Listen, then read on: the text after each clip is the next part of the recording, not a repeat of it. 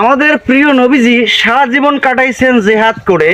তার আসল মূল লক্ষ্য উদ্দেশ্যই ছিল, সুন্নত ছিল জেহাদ। কিন্তু ভাই, জেহাদের সুন্নত পালন করতে মুসলিমরা প্রচন্ড ভয় পায়। তাই আমাদের ধর্মীয় নেতারা কিছু বুদ্ধি খাটাইয়া নিরাপদ সুন্নত আবিষ্কার করছেন। কিন্তু দুঃখের বিষয় হচ্ছে, তারা আমাদের এমন ভাবে বুঝাচ্ছেন টুপি, দাড়ি, পাগড়ি, মেসওয়াক করা এটাই নাকি নবীজির আসল সুন্নত।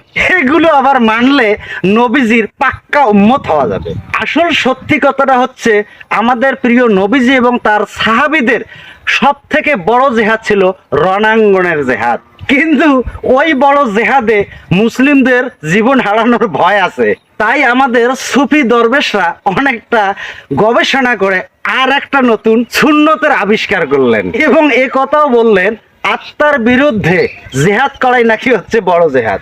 হাদিসে আছে, লা ইলাহা ইল্লাল্লাহু মুহাম্মাদুর রাসূলুল্লাহ, এটা হচ্ছে জান্নাতের চাবি। কিন্তু ওই চাবি পাইতে হলে তোরে ভাই আল্লাহ তাআলার হুকুম মানতে হবে, আবার সমাজ প্রতিষ্ঠা করতে হবে। কিন্তু ভাই সেটা তো কঠিন কাজ। তাই আমাদের মানব সভ্যতা সোজা সরল ভাবে বেছে নিল আর একটা জাল হাদিস, নামাজ জান্নাতের চাবি। এভাবে আমরা নিরাপদে নামাজ পড়ি, নিজের আত্মার বিরুদ্ধে জেহাদ করি, নিরাপদে আবার নবীজির দাড়ি টুপি সুন্নত পালনও করে থাকি। এ সব কিছু করে জান্নাতে চলে যাবার একটা ধান্দায় আছি। কিন্তু ভাই, নবীজির উম্মত হইতে গিয়ে সাহাবীদের মায়ের খাইতে হয়েছে, অনেক নির্যাতনের শিকার হইতে হয়েছে, অনেক ধরনের শারীরিক নির্যাতনের শিকার হইতে হয়েছে।